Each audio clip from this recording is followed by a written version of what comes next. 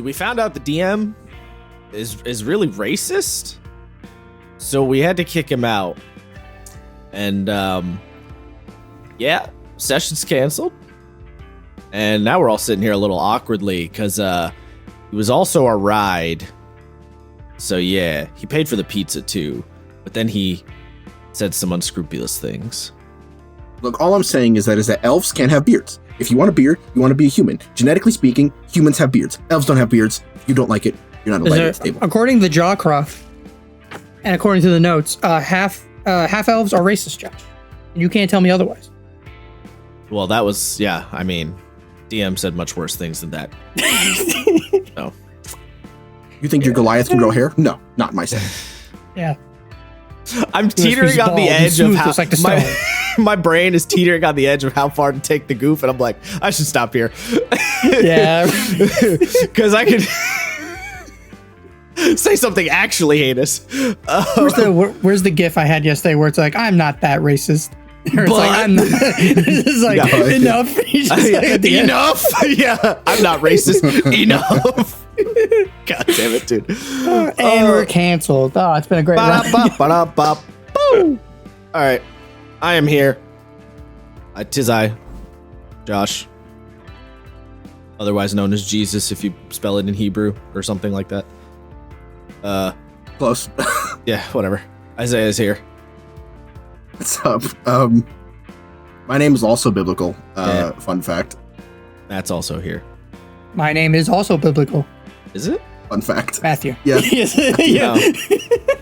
That's fucking lame. Why do we have to... actually, no. Isaiah's name's not boring. Me and Matt have boring names. Matt, fuck you. My name is great.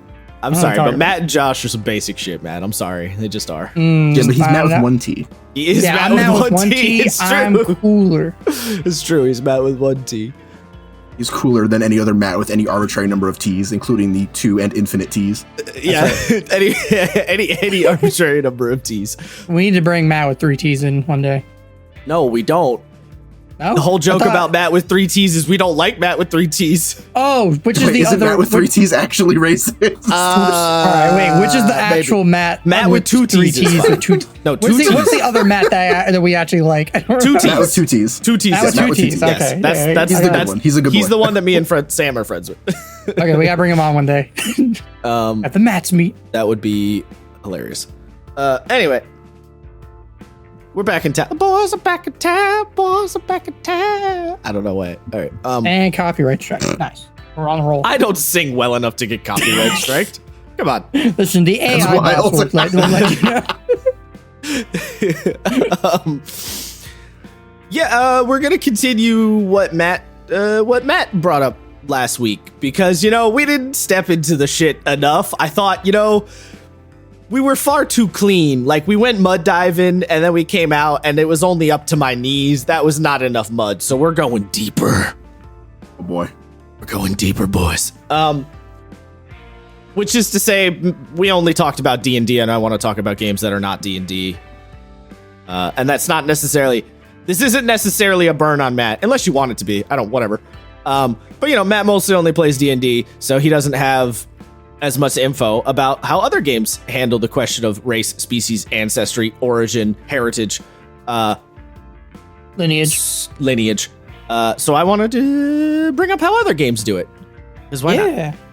Because I am interested in learning how the other games handle it. Yeah, so I have a couple of listed out. This is not an exhaustive list. There was a couple of games I considered talking about, but they would have required a deeper reread of the book and stuff, like Shadowrun, for example. I thought about bringing up Shadowrun, but Shadowrun's kind of a lot, so I didn't. Maybe I'll briefly mention some of what Shadowrun does, which is a little weird in terms of games you want to accuse of being arguably maybe a little actually racist. Shadowrun, you might actually have an argument, because they do things like trolls, for example, have a cap on their intelligence. Oh my god. And it's low. A lot of games do stuff like that. Oh no. Yeah. So, like trolls and orcs. And yeah, orcs also in Shadowrun, I believe, have an intelligence. And I think humans have a brawn, or maybe elves have a brawn cap. And it's a whole thing. Wait, are humans the only ones that just aren't capped? I think humans. No, so humans, everyone has caps, actually. Humans have a baseline, their caps go to the same for everything, but they can't go as high as the other races. Like, I think trolls can get a strength of 10, but they're the only ones that can do that, I believe. But I think their intelligences can only go up to, like, 3 or 4. What is that in conversion? Do they talk about that? I think so, but I don't remember how they describe it. I believe humans can go to a 6 in everything, and then I think there's some stuff you can do build-wise to go a little beyond that, but I believe they naturally stop at a 6, which is considered sort of the average midpoint, I think. Yeah. Shadowrun's a little wonky with some of that stuff. Also, the character creation system, at least in Shadowrun 5e, but to my understanding in all editions of Shadowrun, are just kind of a lot. Like, Shadowrun 5th edition has this priority table system where... I said I wasn't going to talk about Shadowrun. Was it not on your list? That was a fucking lie. That was a fucking lie. No, it wasn't on the list because I really didn't. So Shadowrun has this priority table thing where you have an A, B, C, D, and E priority. And so it's got rows and then columns. So your meta type is a column, your attribute points are a column, your magic or resonance are a column, your skill points are a column, and then your resources are another column. So for example, if you want to play a troll, that's a priority A. So you can only have one of each priority row. You can only have one of each priority row. So you can have one thing from A, one from B, one from C, one from D. So if you want to be a troll, that takes up your A, which means you can't have the best attribute option, the best magic option, the best skill option, or the most amount of resources. So you go, all right, I want to be a troll, so I'm going to do A, or you could do a troll B. But yeah. So I'm going to do A, and then I'm going to choose B for my attributes, and then C for my skills, and then D for my magic, and then E for my resources. So it's like a spreadsheet breakdown situation. Weird. Sounds awful. It's kind of fun, but it's also a little frustrating to like keep track. I'm not going to lie. Like, it's not the worst, but it's a little canoodly. Yeah, not canoodly. Canoodly is sex. It's a little noodly. Hey, Josh, you know what else is noodly?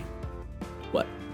What the people can do for this episode. I don't know that I'd call that noodly, Matt. I'd actually call it quite simple, because all you need to do is hit the follow or subscribe button on your podcast platform of choice. Nailed it. Anyway. So yeah. Shadowrun's a little weird. There's a lot going on there. The lore of the various species of Shadowrun is very toy, if you will. There's a lot of... Shadowrun's more about the world building than anything. So, yeah, you know. Anyway.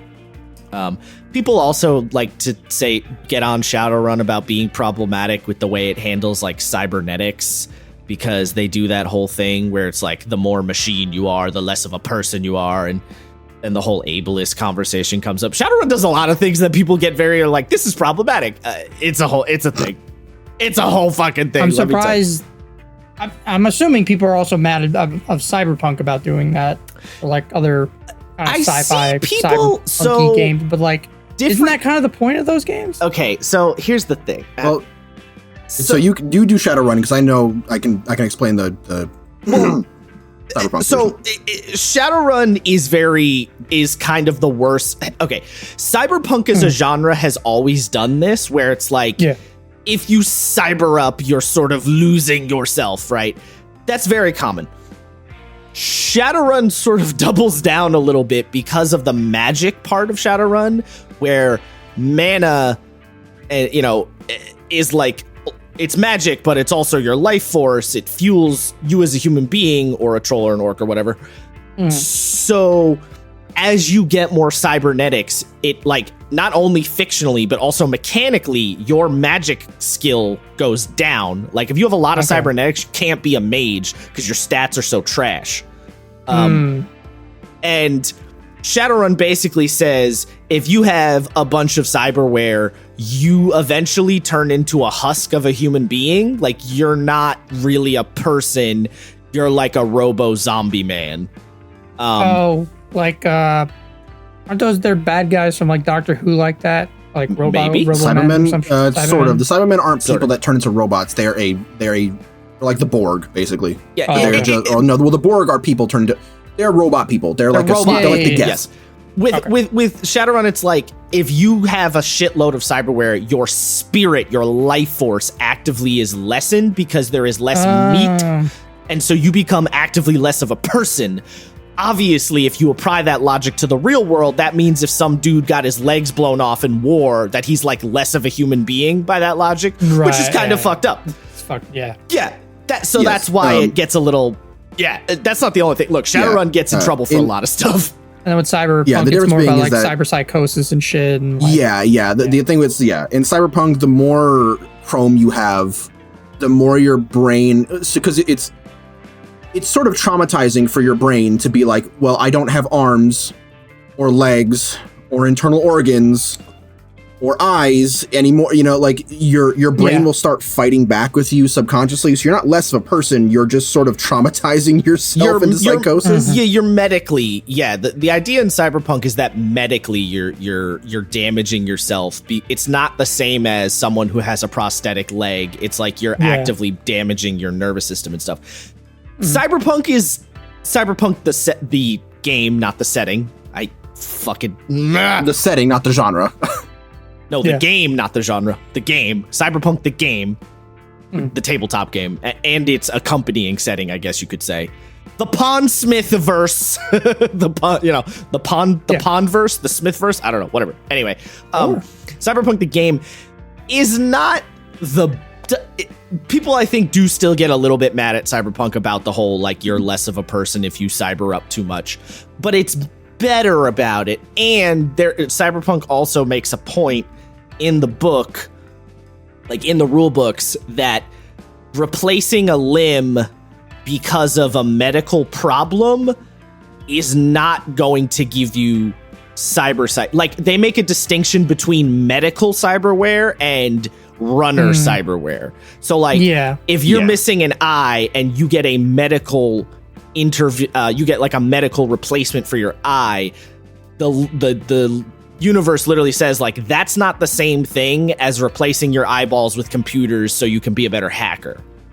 Right. Like the medical cyberware is basically, it's the difference between buying a properly made and manufactured and maintained, like, tattoo gun for your shop, or stabbing yourself with a needle to make a tattoo, right? Like, one is safe and monitored and studied. The other is you're being a little bit of a psycho.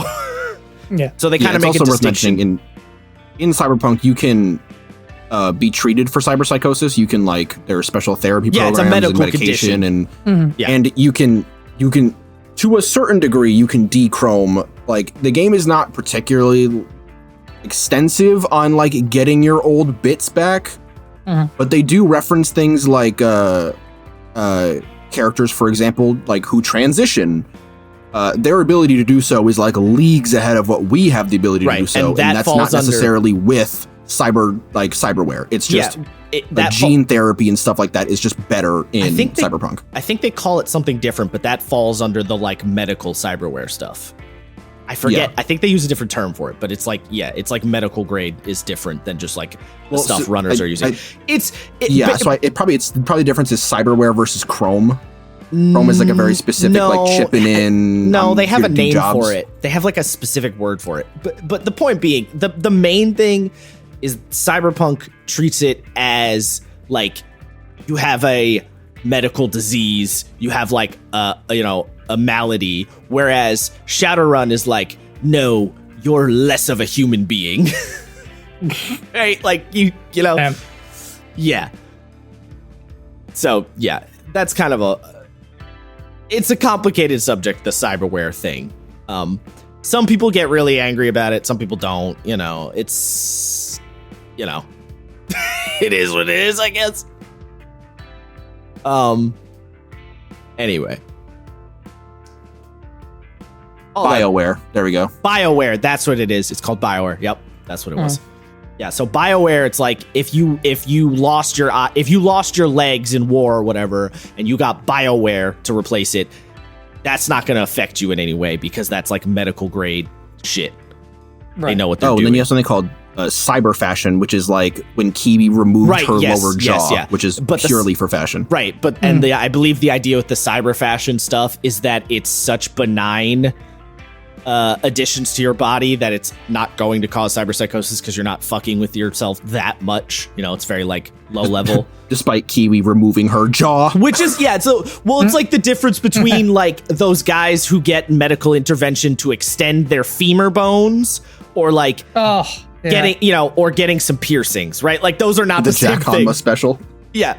Those are, extending your legs and like getting a bunch of piercings are not the same thing, right? Cyber fashion is like getting a bunch of piercings type shit. Anyway, that was kind of a weird tangent thing. I'm not going to talk about Shadowrun. Talks a bunch about Shadowrun.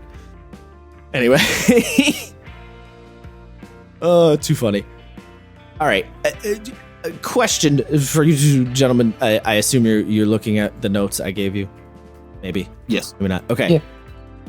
Is there any game you guys want to start with the exception of, we are going to hit Pathfinder, but I want to leave Pathfinder towards the end. I wanted to start at the top with Dungeon World. Okay. Okay. That's kind of what I was thinking. So that's fine. Matt, are you good with that? Yeah. Yeah. Okay. Because this is the one I'm assuming you're the most familiar with. So I would say I'm about equally familiar with these games, more or less, with the exception of maybe Shadow of the Demon Lord. Just because I haven't played it. Technically, I haven't played Worlds Without Number, but I played Stars Without Numbers, and it's the same system. So, have you played Pathfinder 2 yet? I thought we just did. Oh no, that's true. I haven't played character creator stuff. No, I have not played Pathfinder. No. I have. So. Yeah. All right. So first game on the list, Dungeon World. All right. So this is going to be a rare change of form for me. I usually praise Dungeon World quite a bit. This is a place where I think Dungeon World does bad. I agree. I think Dungeon World fucks up here. But there's some interesting ideas. Also, there's some context required. So, Dungeon World, as a reminder for those listening, just so we're all on the same page, Dungeon World is a powered by the apocalypse game that is heavily inspired / based on old school late 2nd edition D&D. If anyone is familiar with the term Moldvay D&D or basic what was often called basic D&D back in 2nd edition era, Dungeon World takes heavily from the Moldvay D&D. Matt, you know what that is, right? Yeah, okay. Isaiah, do you know about the whole... That was the big split between Gygax and the other guy, right? Yes, correct. So... The guy whose name I fucked up on in our fucking trivia game? Yes. Yeah. No, different guy. Nope, different guy. Oh, different guy. Different guy. So Dave Arneson was not Moldvay. Moldvay was... I can't remember his first name, but Moldvay was a different dude. But yes, it was basically Moldvay was the... Yeah, it was the split when in like late 2nd edition you had D&D basic and then advanced D&D. The like Moldvay was the system where dwarf and elf were a class. That was Moldvay D&D, to give you an idea. Okay. It was also called D&D. When it came out, it was called D&D Basic. Now we refer to it as Moldvay D&D. Tom Moldvay, that's his fucking name. Now we refer to it as as Moldvay D&D from the dude, but when it came out, it was called Basic. Anyway. Okay. So Dungeon World's pulling very heavily from that, and then it is also pulling from Apocalypse World as its, mother game, if you will. So mechanically, the way Apocalypse World does things is that characters get moves. And moves you can sort of think of like as a D&D comparison, moves are kind of like abilities that your character would have. Not exactly, but that's the closest comparison. We're not going to get into the weeds on that because it doesn't really matter for this. So the way the races work in Dungeon World, my brain was like D&D? No, not D&D. In Dungeon World, is that the race, so in Dungeon World, you pick a playbook, and the playbook is the effective equivalent of a class. In that playbook, it will list your options for races that you can play as. So the races are intrinsically tied to the classes. Like, you can't, they're not two separate entities. The playbook encompasses your entire character. You then choose from a list of things within your playbook. One of those choices you make is the race. For example, the bard can be an elf or a human. That's it. Bard can be elf or human. Because there's no other races listed, that's all you get. What your race choice gives you in Dungeon World is basically just another move. So elf, when you enter an important location, your call, you can ask the GM for one fact from the history of that location. So if you are playing an elf bard and you stroll into a town and you say, GM, I would like to declare this as an important town. Tell me one fact or history about it that I know. And then the GM has to tell you. If you're playing a human bard, when you first enter a civilized settlement, someone who respects the custom of hospitality to minstrels will take you in as their guest. So if you're the human bard, you stroll in, and then someone's like, "Oh, I love performing arts. Yeah, you need a place to stay. Oh yeah, you can stay at my house for tonight." Right? Those are your two moves. Those are like the abilities. That's it. That's the only thing you ever get from your race selection in Dungeon World. You get one ability. That's it. And they vary in quality. The bard ones, I would say, are pretty fun. But some of the other ones are like, like I believe it is the cleric. Yeah. If you play a human cleric, your faith is diverse. Choose one wizard spell. You can cast and be granted that spell as if it were a cleric spell.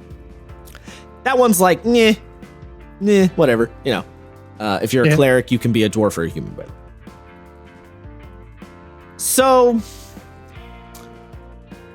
it's not particularly exciting, your race selection in Dungeon World. It's very whatever. One of the good things though is what race you want to play, isn't gonna influence any of your other choices about your character build because it does so little to your overall character. But it's a little weird, sorta. And it's very old school D&D, right? Like the idea of, oh, you're playing a cleric, the dwarf cleric or the human cleric, right? Or, oh, you're playing, an elf. You're playing a ranger. You're probably an elf, right? It's appeasing to that very old school sense of what D&D used to be. Two interesting little notes for Dungeon World is that the paladin can only be a human. There are no other races that paladin's allowed to play in Dungeon World. You must be a human. Why? So that's the thing. That's where it gets a little interesting. You're like, why? Dungeon World doesn't have a setting. So it doesn't specifically tell you any one particular, like it doesn't say exactly why X, Y, or Z thing is necessarily the way it is, because there's no setting to inform that. And they made there be no setting on purpose because, the idea was like you could use this as a fantasy for a lot of things. Right. The thing that's kind of interesting is that by not giving any setting information, but giving some strict rules, like, for example, paladins can only play humans, makes you as a GM go, okay, why can only humans be paladins? Like, why is that the case in my world? You know, like it gets the juices flowing. It makes you think. It does the 5e thing, or it's like, you decide. And it's like, no, I paid for this book, tell me. Well, yes and no. It's different, though, because the game is actually designed with that open-endedness, whereas with 5e, they sometimes are like, you decide, but sometimes we're going to be specific about it when we feel like it. It's not the same vibe. Dungeon World is designed to be collaborative and open-ended for the whole group. So the point is the group is supposed to discuss stuff like that. Of like, you know, why can paladins only be humans? And then you as a group might come up with a reason. Like maybe there's some sort of history of your land or some shit like, oh, because the only god that grants paladin abilities is a human god and nobody else has tried, you know, or whatever. So it no. Oh, sorry. No, keep going. My bad. The idea is like it creates a point of intrigue. Also, the other thing I was going to say is fighter is the only one that can play all four of the races.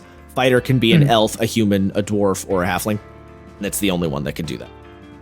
Now, is there any like rule in the game that's like, listen, like if you want to, as a DM, you can hand wave the race restrictions for whatever reason? Or is the game like adamant about like, no, like these playbook can only be played, you know, you can only use this playbook with these races? So this is where, species. This is where we get into the design philosophy of Powered by the Apocalypse in general.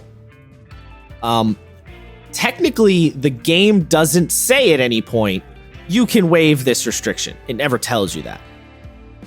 But Powered by the Apocalypse games were, or should I say, Apocalypse World specifically, and then by extension, many of its, you know, children, of which Dungeon World is a very early Powered by the Apocalypse hacks, like one of the very earliest ones. So it adheres very closely to Apocalypse World. Apocalypse World was intentionally made to be hacked and changed, so much so that in the back of the book in Apocalypse World, there's an entire chapter called Advanced Fuckery that tells you how to hack the game and what you need to do to change the game. It says, if you would like to create new moves, here's how you do it. If you would like to change the tone of your game, here's how you do it. And it gives you a bunch of examples about different types of things. So like, for example, I know there's a move in the back that talks about if you want your apocalypse game to be a zombie apocalypse, here's a couple of moves you could add to represent the scarcity of resources in a zombie apocalypse. So Dungeon World doesn't ever tell you, but because the move that you get from the races is just one singular move, it's really, really easy to just hack up a new one. Because it's such a simple design that you can just go, I want to play an elf paladin. Oh, okay. I'll just, you know, me as the GM go, all right, you get this move as an elf paladin. Okay, cool. Okay. Or you could say, the player's like, I want to play an elf paladin. And you go, okay, you can take the elf ability from the fighter playbook, which is choose one weapon, always treat that weapon as if it had the precise tag, which is basically you can make any weapon a finesse weapon. Okay. So you could just say, all right, you're an elf paladin, you get that ability from the fighter one, boom, bang, boom. So the game doesn't say you can, but you can. Okay. Because it's simple design and it's intended to be fucked with. All that being said, yeah, I don't know. It's not particularly interesting, I guess, is, you know, it's fine. It does the job. It's not particularly exciting. If I were running a Dungeon World campaign and a player asked me, could I play an elf paladin or an elf cleric, you know, I'd be like, sure. You know, like, there's no reason not to. And so there's like only two things. Two things. Sorry. One, so I don't particularly like it the way it is. I think and maybe it's because I got my start in 5e, and say what you will, I don't particularly care. I feel like locking classes behind races is kind of dumb. The one thing I do kind of like is Isaiah's going to bring up Warhammer. So In Warhammer, right, you have your typical psychers, and for Space Marines, you have your librarians, which are just the Space Marine versions who are cooler in every way. For the Space Wolves, they have something called Rune Priests, which are, on the face of it, the same thing, right? They're just Space Wolf psychers, but their magic is, like, treated differently in lore, and it acts differently. So I'd be fine if, like, and obviously you're not going to get this in Dungeon World because the game is sort of supposed to be simple and, like, it's not meant to have all this crazy mix and match kind of stuff going on. Well, and it's also supposed to be a very specific callback to a very old school time. Yes, yeah, of course. I think if I had my way, the game would say, because at the very beginning it does reference, like, at the start of character creation, it kind of is like, only this thing can do this thing. They bring special attention to it. If they put, like, a little thing in that, and they may have, it's been a while since I read those rules, but if they were like, if you don't like this, check this section. You know? Well, so that's the thing. They do, in the sense that the entire ethos of the system, like, it's not no one section calls that out, because the entire game is designed to do that. Like, so there's a chapter called Advanced Delving in Dungeon World. That is the same thing as the Advanced Fuckery chapter in Apocalypse World. It tells you how you could mix and max and customize and mess with and all that.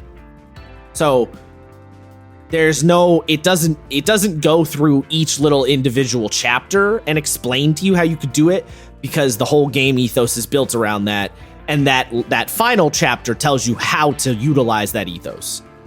Which I get it. So it's across the board. It applies to everything, including the whole race selection. Yes. I get that.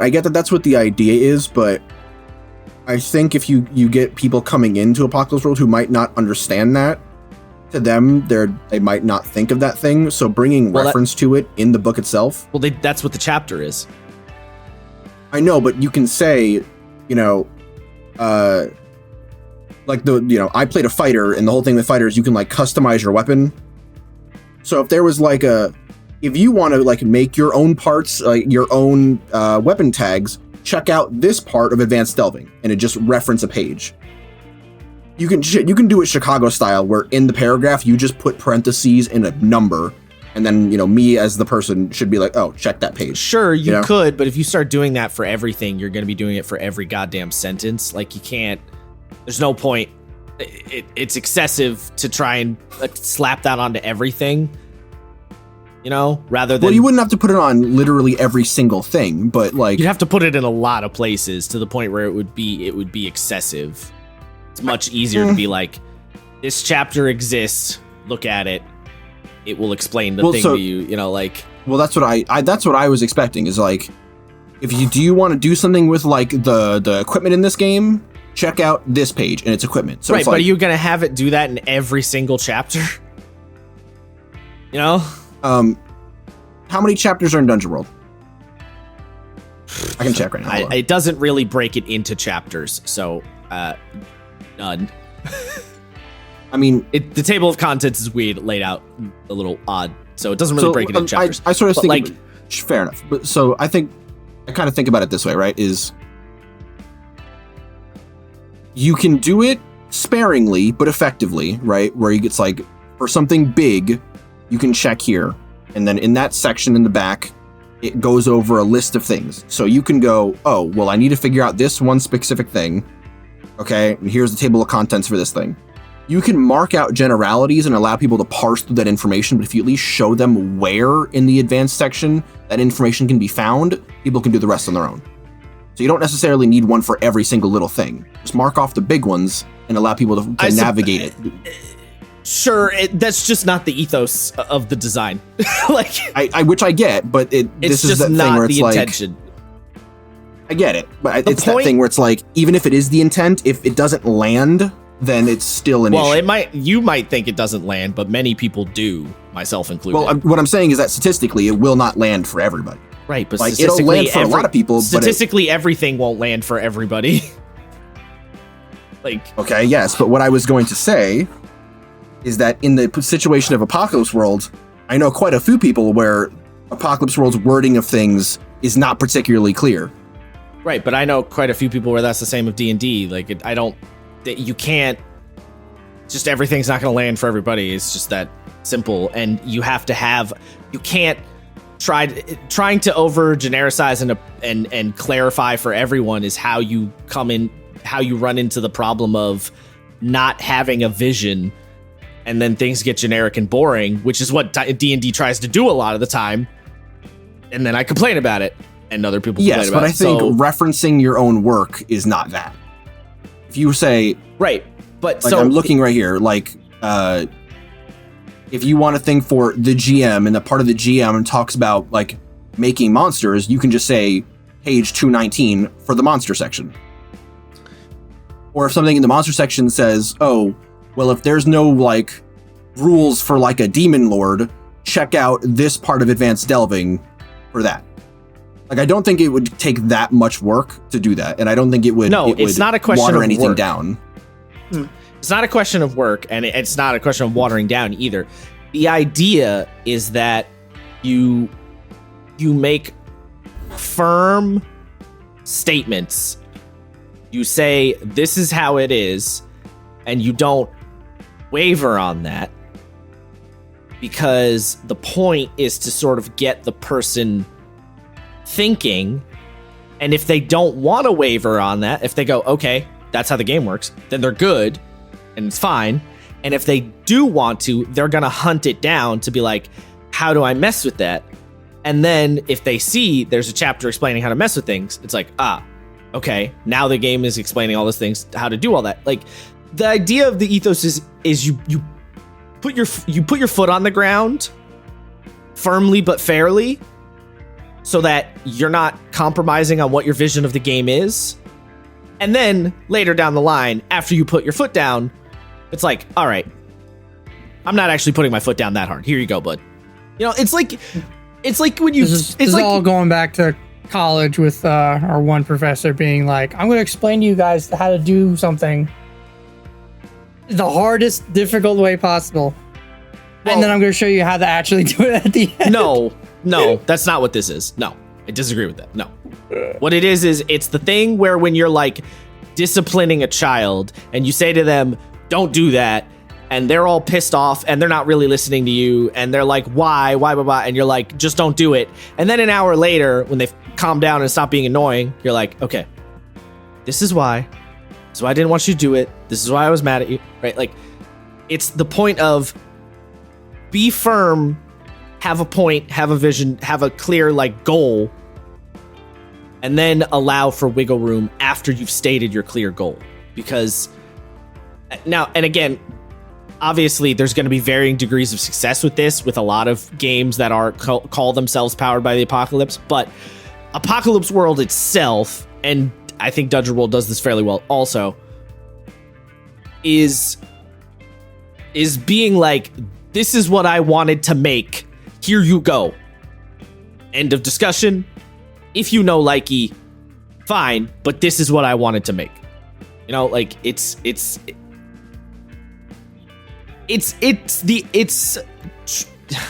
whatever. Yeah, it's having a clear vision, I guess, is really at the end of the day. And whatever, you can hate it or not hate it, but I personally get pissed off when games like D&D pussyfoot around everything, or it's like, well, you can if you want, but like, maybe no, just tell me what it is. What do you want me to do? What is the game you want me to, like, what is the game?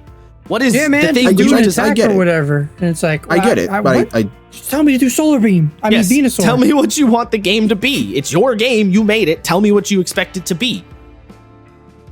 Yes, and I think you can have both of those things, genuinely. Because you can say, these are the races, these are the restrictions. For more information, check this. You don't even have to, like, and a lot of it comes down to wording. It doesn't have to be worded as, if you don't like it, you can check here how to change it. But it's, simply put, for more information, check this section. Right. You've read it, you go, there's the new... well, this works for me, I don't really need to keep... Okay, no, you're good. I was going to say, the new Sly Flourish book, the one about, like, making monsters and shit, he literally does that, like, a bit too much, I will add, but, like, he does that where he'll reference other chapters, and then because it's, I bought the PDF, you can just click on the, for more information, check this page. You can click on it, and then you can just go back and forth and back and forth. With a real book, that's going to be a pain in the dick, and I feel sorry for people who purchase the book physically, but like as a PDF, it's like it just saves you time when you're like, oh, he's referencing this, and you just can kind of swap back and forth between chapters. And again, though, like you just said, Matt, he does it too much. This is the problem. No, he does if it you too start much. playing the game of, if you want this, go here. If you want this, go there. Like, when do you do it? When do you not do it? You could overdo it. You can underdo it. People are going to complain that like, oh, why do you keep telling me to go to? And then people also, because people bitched at 5e about doing this, where, it's the thing where it's like, all right, how does vision work? Check the vision rules. Okay, when you are in heavily obscured, you're blinded. Okay, how does blinded rule? Here's the blinded rules. Okay, how does the paralyzed? Or it's like when you're blinded, you have disadvantage. How does disadvantage? Like, it's the same problem. Like you can't, like you keep going reference here, reference there, reference. There's like at a certain point, it gets out of hand, and it's hard to find that happy medium. So I think having it now. Granted, I will say this. I do think the book should mention the advanced delving section in the front, which it doesn't do that. It doesn't specifically call out the advanced delving. Like, obviously, it's in the table of context. It doesn't call it out in the beginning of the game.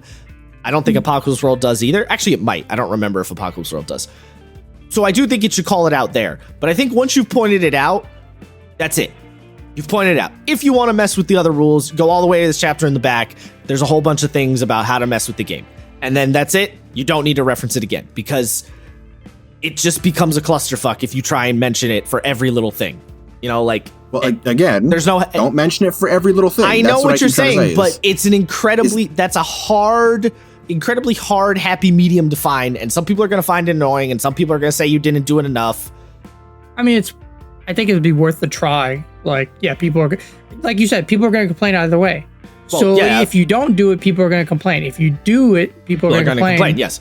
What I'm saying is, just might as well do something. That's why I'm saying put it in the that's why I'm saying put it in the introduction of the book. I think that covers your bases. Like, you have mentioned it, the person is aware of it, assuming they read. I think I'm kind of with Isaiah. It might be nice if it was like mentioned in the chapter of character creation, at least one like line or reference, and that's it. Again, it doesn't have to be anything crazy. Like just something to, because again, people will read stuff. I know I do this all the time, and I'll just miss shit. I mean, by accident. Yeah, but you so can't. Like if it's shown to me more than once, then I can't miss it. But like, so actually, I just randomly remembered. I just remembered this, like going way back into the beginning of this conversation. We're so off topic now. No, well, I'm bringing it back with the 5e race thing, and like how in Dungeon World they limit like certain races or certain playbooks. You can only play these races with them. Technically, 5e kind of was doing that in the beginning, where it's like, all right, certain races have a +2 here and a +1 there, and that's it. So like you never saw a dwarf warlock, and if you did, it'd be cool because it's like, wow, that guy's going against the grain because he's getting a +2 here and a +1. Was it +2 strength, +1 con, or whatever the fuck? So be like, damn, that guy's really going against the grain. He's struggling. He's gonna need a lot of feats to like get his charisma up. Now, which I personally am very happy about, like the whole like you can put your +2 anywhere, you can put your +1 anywhere, and now there is really no restrictions, because it's like, how many times have we used to see Dragonborn paladins? How many times did we used to see drow rogues? How many times did we used to see half-elf?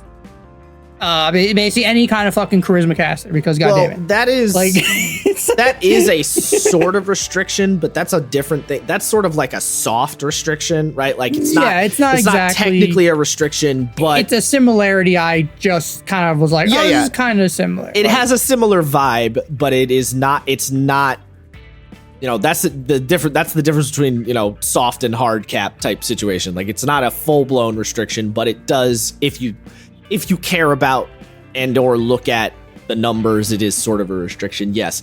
And yeah, that exists in D&D because D&D used to be like that even more so, and Dungeon World's pulling from that old history of D&D, so that's where the whole idea came from.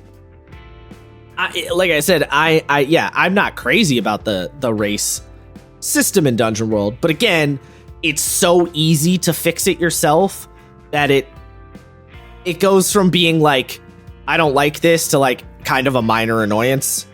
Yeah, and they only have 4 races, you said? So that's another thing. Again, because Dungeon World doesn't have a setting, technically there's no list of races, but you only ever see 4 mentioned. So you only ever see elf, human, halfling, dwarf, and then the fighter has all 4 of those on their playbook. So you assume there's only the 4, except then there's a bonus class called the Immolator, which can be something called a salamander. And you go, what's that? The game doesn't tell you. You're supposed to just decide for your game what a salamander is. So yeah, see that I don't like at all. It doesn't technically have a hard and fast list, but it lacks a setting. So of course it's not going to have a hard and fast list because you can't have a list without a setting, you know? So well, I would like at least like you can. Doesn't mean it's necessarily successful, but you can. Well, like a salamander does remind me, it is the lizard reptilian. Right, that's what you think of, race, yeah. so but hypothetically, it could be something anything, else. Yeah. I think it's fun. I like having something with a really open-ended, because there's little. So what Dungeon World does is it doesn't have a setting, like it never describes a setting, but there's little tidbits of information throughout the entire game that you pick up that sort of implies here and there what the setting is sort of like. And one of the places you can really see that is if you look through the monster list, there's lore, there's little like, not lore, but there's little like tidbits about each of the monsters. And in those little tidbits, you kind of get a sense for like what the setting is. I think that's really fun because it gives me, rather than giving me, this is what happened, this is how it is, it gives me little prompts and ideas to work off of, but I can create my own setting and fit everything in no problem. And since I'm probably going to create my own setting anyway, why not? Especially because if I'm playing D&D and I'm making my own setting, I have to contend with a lot of the stuff that already exists in the game that has hard and fast rules based on the setting, and I have to make those things fit into my setting. Whereas Dungeon World keeps it so vague and evocative that I can add those into my world no problem. So it's coming at the setting thing from it's the other end of the spectrum. And you both can disagree with me completely, but I think it's fun, so you can go fuck yourselves. No, you can think it's fun. I just think it is, and I mean, I don't agree with Matt to the same extent, but I do think Apocalypse World and the Powered by the Apocalypse games have a sort of language issue in of themselves where I feel like it can be a bit vague at times, but it's sort of a discussion for another day. Yeah, I mean, we're not going to argue about this because I'm just going to tell you both of you guys no the whole time, and that's not the point right now. So it's fine. That's just an opinion. I mean, no, I'm correct and factual. Actually, it's not an opinion. I'm just correct. Fucking LOL. All right, take a joke, bud. Relax. What the fuck? I don't know. You sounded like you got actually mad there. No, we're fucking busting your balls. Fucking mad. Who cares? It's a rulebook for a game. No, I meant you mad at me. Oh. Yeah. Anyway. Like I said, we got wildly off topic and started talking about the game itself, which was not the point. I also wanted to bring up something else, but never mind. We're moving on to this game because I don't care anymore. Not important. I guess I'm gonna go down the list in order. I didn't put them in any particular order though. But go with whatever you feel like, man. Where does your heart tell you to go? Don't tell me what to do. Yeah, all right. I guess we'll go down in order. So, Worlds Without Number. Based on the system, Stars Without Number. Now, this is a scenario where Stars Without Number sort of had a light setting. It had like a history to the game, but where the like setting is currently was left totally open. So like it told you like major events and stuff, but that was kind of it. Worlds Without Number does have a setting in there that you can use if you want, but you don't have to. It gets a little confusing sometimes, if I'm being entirely honest, reading through it. But because it's like, because the book gives you ways, it's like how to put this thing in your own setting, but then all the examples it gives you are from the book setting. It's a little funky, but whatever. You played not this one, but you played World Without Numbers, or not Worlds Without Numbers, Stars Without Numbers, right? Matt, I said that like a half hour ago. Yes. Just asking. I know. I said I played Stars Without Number. I said that like not that long ago. Anyway, yes.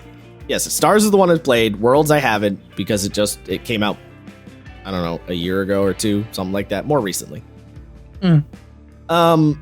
So I find the wording on this game a little funny when it comes to like your character species. It calls it a special origin. I'm starting to get flashbacks. Oh no. Yeah, special origin, which I find to be, I don't know, a slightly odd choice of words, I guess. I don't know. Is it just me? Yeah. I don't know. I mean, I'm getting some serious Fallback vibes, but nothing beside that. Fallback? Fallout, sorry. Fallout vibes. By Fallout? Because the whole thing with Fallout is your stats are allocated by your special. You are special, so it's like strength, perception. They spell it out, yeah. No, that's not at all. Not at all what it means. No, so the special origin thing, what it says is, heroes in Worlds Without Number are assumed to be human or close enough as to make no real difference. PCs who want to belong to more exotic species or demi-human kind can pick the origin focus appropriate to their chosen species, such as those given in the bestiary chapter for different types of creatures. So,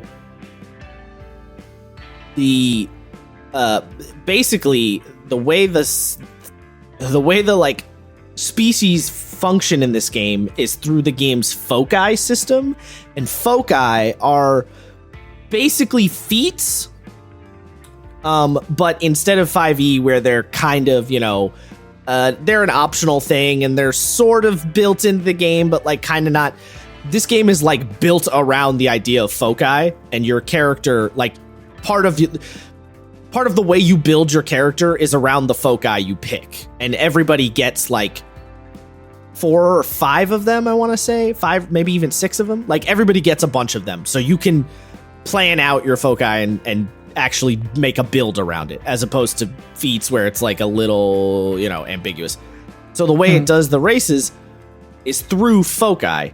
So if you want to start the game as a dwarf, for example, you would literally pick the foci that says you're a dwarf, and then it gives you an ability based on your dwarfiness, or lack thereof.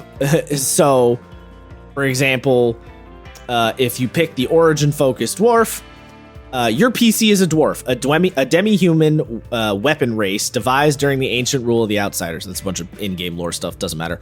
You're probably a recusant from some dwarven polity, though it could be that you're a loyal believer in your homeland's ideals who simply wants to see more of the world before returning home and helping in their great plan.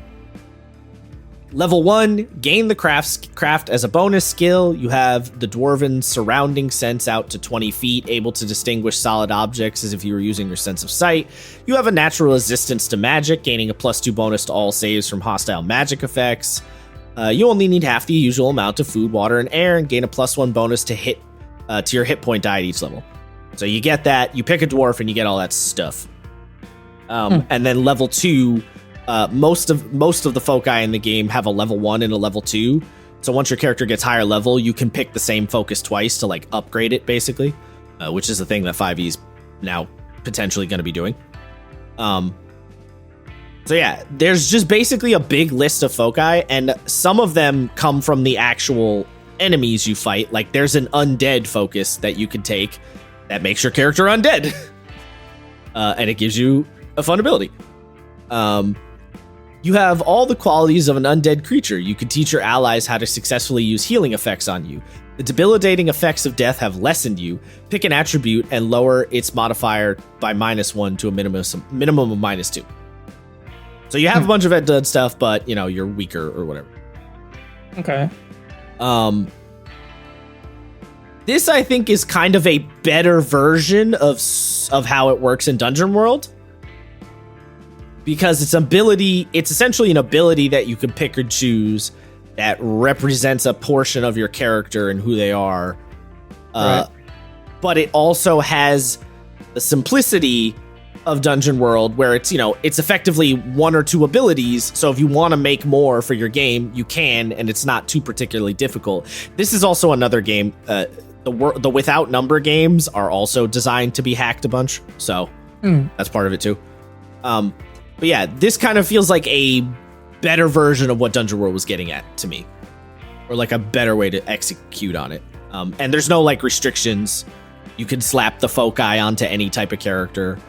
There's also a section called Demi-Humans, which has a bunch of like standard D&D style creatures. So like, for example, it says dwarves. This origin serves for the classical dwarf, short, sturdy, and given to craftsmanship and drinking. Then there's like elf civilized. This style of elf represents a city-dwelling, magic-loving, sophisticated interpretation of elvish and favored in some worlds. So it's like, if you want to use the very classical sense, here's a bunch of options. Okay. Yeah. Nice. This one I think is just, I don't know, it's more fun and kind of does the job better, I guess. Mm-hmm. Sounds like it. And has some fun options, which is nice.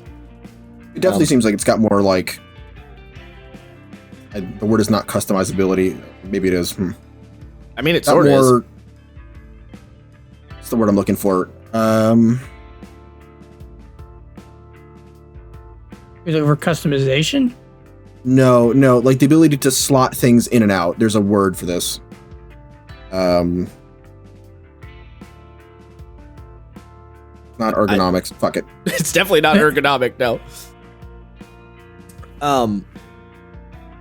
Yeah, it leaves options. The other the thing I was gonna bring up before, since I feel like we kind of have to. I think this is kind of fun to analyze. I don't know, maybe not fun's the word, but interesting to analyze. The whole like bioessentialism thing that everybody's talking about, because of D&D and other games. Yeah. Dungeon World is obviously the worst example of that, right? Like Dungeon World is like, only humans can be paladins. Like that is like the most sort of egregious way to go about that. Worlds Without Number, it's like, it's a little more open, but you are also saying the stuff of like, all dwarves are good at crafting. All elves are good at magic. You are still kind of doing that. So it's like, it's a little better, but not totally. Kind of in between. Mm. But some of it's also tied into the setting, but not all of it. So, I don't know. It's like a, it's a solid 5 out of 10, I guess. Are we going to like go into the bioessentialism thing in this? I mean, we are right now, are we not? I didn't know how deep we were getting on that one. Well, I did say we're going in the mud. That's kind of what I meant. Why? You have a thing? No, I was just curious to see how, like, it was a hot topic on the interwebs for a few weeks. I was just curious. Right, yeah, no, I know. Weeks, years. Yeah, well, that's what I mean. Like, I don't know. I think it's kind of interesting to some regard. I mean, if you look at it not like a raging psycho, I think it's kind of an interesting thing to talk about. You know what I mean? Because, like... yeah. It is weird to be like, oh, all orcs are actively dumber than humans.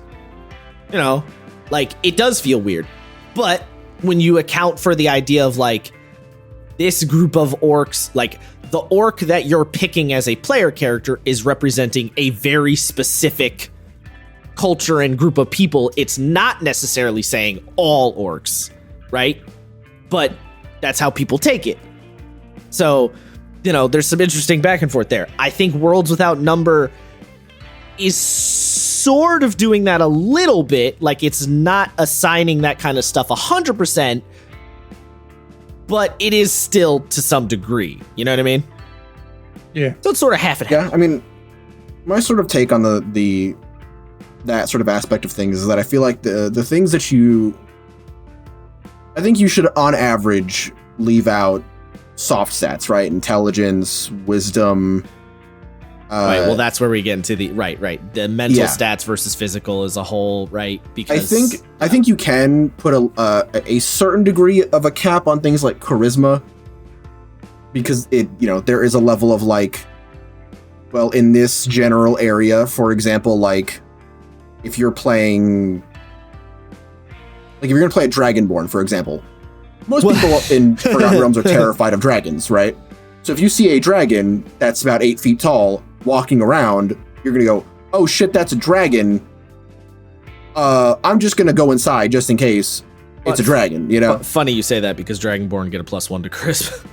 They do, and I don't think it makes sense. Like, if you follow like Faerun lore, considering that they're actually aliens. Yeah, but this is another Isaiah rant about Forgotten Realms is a sci-fi setting. Get over yourself. Because they're literally aliens from another dimension. Mind flayers are a thing and Gith are a thing, so Yeah. So the thing but about I think things like strength and dex, like it's people, a lot of arguments I see are like, well, there's no way that, like, people will be like, well, my thing is X, Y, and Z. It's like, yeah, sure, fair enough, but your thing is not necessarily indicative of everything. Well, so I think there's two problems here with that particular thing. Is that, so the charisma thing, right? You're like, oh well, Dragonborn, or let's go with orcs because that's the usual one, right? Orcs are considered less charismatic because they're more like, they live out in tribes. They're not living in cities. Their system of governance is going to be different. They're more about might equals right, all that stuff. Yeah. But that's only less charismatic if you're not an orc. If you're an orc, that's considered very charismatic, right? Mm-hmm. So then you get the whole problem of, should different species have different charisma bonuses depending on who they're interacting with? But obviously, from a game design standpoint, that's a fucking nightmare, right? But you could see a system where it's like, oh, if you interact with anyone other than orc, you have a -2 to charisma. If you interact with other orcs, you have a +2 to charisma. Or whatever. Or your -2 is negated from that. You know what would be great for this? Having multiple tags for your, like, whatever your biology is. Kind of like we talked about last time. Because that would be a perfect example of, I think orcs are goblinoids, right? I don't know, but... All right, let's go off the assumption that Isaiah has no idea what the fuck he's talking about, even though I read the monster manual way more than I probably should. But if you consider orcs goblinoids, you can have like a standard rule of, oh no, they're just orc. On average, they're orc. Huh? Orcs are orc. They're orc. All right. Okay. So you could say, they're humanoids, but they're orc. Yeah, you can have a general rule that's that can be along the lines of, because I'm not sure how to word it the most eloquently, but yeah. And I'm taking this straight out of not Power by Plus, but Vampire the Masquerade, where it's like all orcoid species or lineages or whatever you want to call it have a -1 to charisma checks against Fae. And you can have them like pretty branching, or pretty broad, I could say. And then you can make caveats to that rule following 5e's specific overcomes broad. And I think you can do that quite successfully. It's just going to get so messy, especially, like, it's going to be so much, especially with how many species are in 5e now in particular. And in a lot of games, a lot of games have a lot of different species in there. It could be I don't know. It might be doable. I would not want to be trying to figure out how to make that work, because that sounds like just a fucking nightmare from a design standpoint. I don't see it as, but we seem to have two very different like philosophies when it comes to this kind of design, where I think I mean, not even I think. I like it quite a bit, and I like thinking about it, where you seem to not like it as much. Because you can have, like, subcategorizing and, like... It's not that like, I don't like it. What's the phrase I'm looking for? It's not reverse referencing, but, like... I'm losing the word. But it's not that I dislike it. The idea of... It's that... Games have tried this shit, and what happens is you end up in the realm of 800 floating modifiers, and we've sort of moved past that in the realm of game design because we've learned that it's just not really a thing most people find particularly fun and or want to deal with. Like, we sort of have treaded that water to a degree, so there might be someone could come up with a really good system of how to handle this idea of like species interacting with their own culture versus interacting with other cultures. There might be someone out there who could come up with that system, but like attempts I have seen and ideas I have had just don't they all sound either clunky or complicated or just too many numbers going around. So it's just so I think just a lot. I think the thing where back in the day that may have been the issue was that it seems like the modifiers, there a lot of times modifiers were built to counter other modifiers. So you're going +2 or -2, whereas I think it's better to think about it as plus or nothing or minus or nothing. So if you, for example, if you're an orc bard and you're like, well, I don't want to have like a minus something to speaking to like elves and fae and whatnot, you can take something at character creator that's, I don't know, call it eloquent. That just says you cancel this out. And that way, when you're rolling dice, you can just put it out of your mind, or in a VTT, which will do it all for you. It just does it for you. It just cancels out the +2. Now, technically speaking, it does still amount to a -2, but the wording of the thing is what I think would change the connotation of the thing. Well, I mean, yeah, making the math just be either subtraction or addition rather than both, sure. Or taking out the math entirely and doing something like... Here's the thing. Actually, Shadow of the Demon Lord kind of has a solution to this problem, to a point. The Boons and Banes system, which is sort of like a slightly more versatile version of advantage disadvantage, which is to say, if you have a boon, you add a d6 to your roll. If you have a bane, you subtract a d6 from your roll. If you have 3 boons and 2 banes, then you cancel them out and you have 1 boon left over, so you add a d6 to the roll. You could do something like that potentially, like when interacting with other orcs, you get a bane. Honestly, the best way to do it would be, rather than make any one specific rule, would be to make a very broad general rule that says, hey GM, you may hand out banes anytime a character's species and culture becomes relevant. You may hand out boons or banes, becomes relevant to the social interactions. Probably keep it very broad, and I think you could probably do something there. As soon as you get... Actually, I agree with that. I think that is probably... You're right. That probably is the most eloquent way of doing that. You can just say, you can... Anytime this matters, you can plus or minus a 2. Right, you can just do a thing. Everything, adjust the numbers. Because at the end of the day, the thing I'm like, oh God, we don't want to try and do this, is like, imagine, if you will, the orc... you pick your orc when you're playing 5e, and there's a list that says, I think The Witcher did this, actually. Oh my God, The Witcher did do this. I just remembered. The Witcher RPG actually did this. So there's a list. There's a specific list of modifiers that says, if you're a Witcher and you're interacting with a mage, you get a minus whatever. If you're a Witcher interacting with a human, you get a minus whatever. If you're a Witcher interacting with another Witcher, it's a 0. The Witcher actually made a chart of all the minuses and pluses you get from interacting with different kinds of people based on what you are. And they also broke it down into your ethnicity. So if I remember correctly, like if you're Nilfgaardian, for example, you'll get like a negative penalty to interact with Redanians. They actually did. I completely forgot. They actually did it's that. Like, man, that's cool. But also there's another part of me, it's like, man, it's kind of being a dick. Well, because here's the thing. It sounds cool. The problem is as soon as you start dealing with it in game, it's a nightmare to remember all those numbers. That's where it becomes a problem. Yeah. That's what I'm trying to avoid. That chaos that The Witcher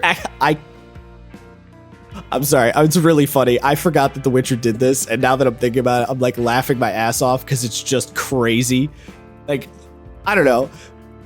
I'm sure some people, I don't know, Isaiah, you'd probably find that fun, but it just sounds insane to me. I can't, like, I think I don't know. I don't hate it. I like the idea of having like it probably would look like a really simple multiplication table. It's not. And that way you can just reference anything at any given time.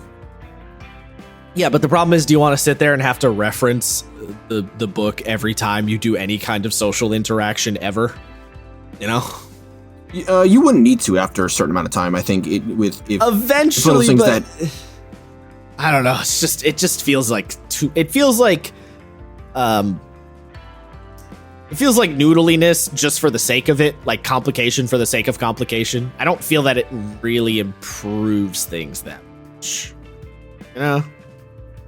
I mean, say what you will, it does give you a firm stance on things, like it or not. It does. I mean, it tells you about the setting, but that's my biggest thing is I know, like, again, I've always been the guy where it's like, oh, the lore can change, but like sometimes it's really cool. No, it is. And sometimes you want to use it, and then sometimes you have this big drow book that now is like full of problematic things. You're like, surprise, my favorite race. It is. Oh my god, Matt, you of all the ways to word that, you probably worded it the worst. Yeah.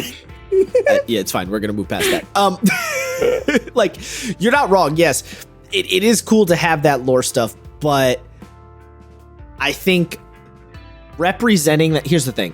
Right? RPGs are mostly, when it comes to the mechanics of role-playing, they are about abstracting, right? They're all about abstracting, taking a concept and abstracting it into such a way that it's easier to represent, but still gives you the implied feeling of the thing, right? The classic example is hit points, right? Hit points is an abstraction of the idea that while you're fighting, you're dodging, you're moving, you're getting nicked, you're getting tired, your like luck is running out, right? All that stuff. It's a sort of broad abstraction of all those things. You could hypothetically have a list that's like, here's your physical points and your luck points and your exhaustion points, and those could all be different health modifiers that you could track with different attacks and all this crap. But there's a happy medium. There's a balance. You want to abstract enough to get the point across, but you don't want to try and get so noodly that it's like doing calculus while you're playing or whatever. You know, like another example is like attacks, right? When you're doing one attack in D&D, your character's not swinging their sword once, right?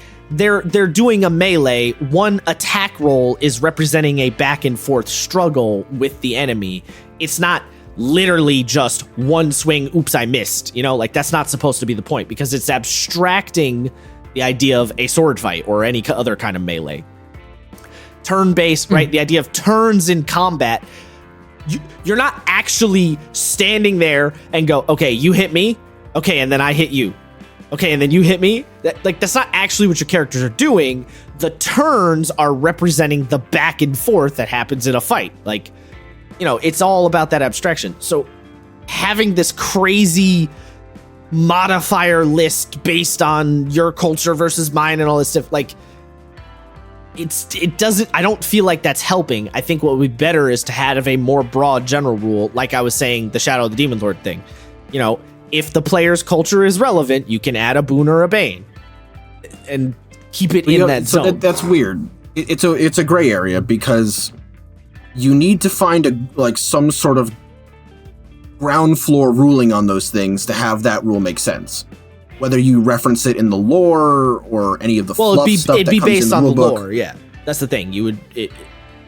That's what I was. What I'm saying is that it would have to be referenced somewhere, whether or not it's all compiled in one place, which might seem either too sterile or look, there's an absolutely fair argument to say that maybe it's a little too what's the word I'm looking for? Blunt on things. You know, you can say, for example, in the lore, you have the flexibility to say that, for the most part, dwarves and elves don't get along, but they both hate demons, so they can usually get along on stuff that results with demons, you know? Right, well, that's... That way you, as the DM, can go, oh, okay, so they don't usually get along, but they can, and they always get along when it comes to this thing. You do have that flexibility that I think it's less clear because it's more separated, but it is more eloquently written typically when it's added in the lore, stuff like that. Well, yeah, I mean, I was assuming it would be based on lore. Like, that was the premise of the idea, is if you're gonna have rules around the idea of different cultures interacting and how they feel about each other, then you have to have the lore there in place so that the GM feels like they have something to base the logic on, right? You're playing Avatar, and you say, you know, everyone hates the Fire Nation because, you know, fascism. So if you're a firebender and you interact with a waterbender, that's going to be a thing. You know, like, and the GM could potentially say, okay, I'm going to, like, lower your stat or whatever relative to that. Or in the case of The Witcher, if you're a Redanian and you're dealing with a Nilfgaard soldier, the Nilfgaard soldier is going to hate you more, so the GM may impose a penalty of some nature.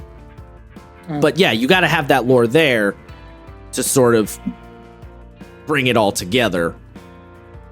You know, and yeah, maybe the lore may be not as easy to, you know, and also the other thing that's good about making it a general rule is then the GM making their own setting can apply it to their own setting in whatever way they please. Oh, okay, so I can give a bane if races, specific species don't get along. All right, cool. Well, in my setting, Dragonborn hate dwarves, so anytime they interact, I can impose that negative.